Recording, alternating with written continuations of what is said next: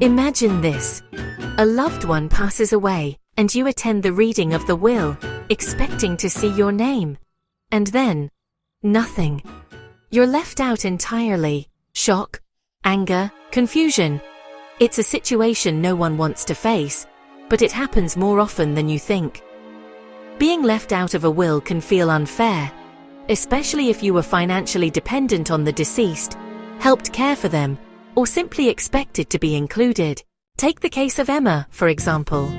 She cared for her elderly mother for years, helping with day-to-day tasks, supporting her emotionally, and even contributing financially.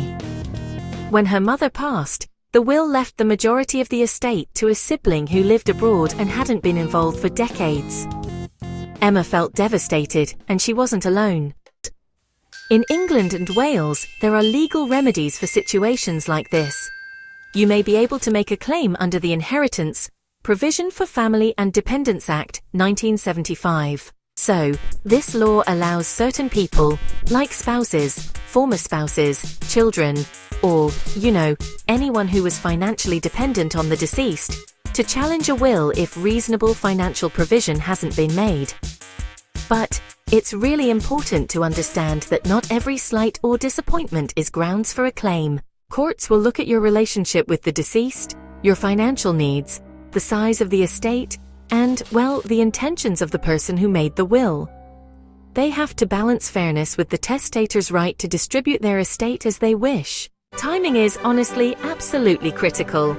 Claims usually must be made within 6 months of probate being granted.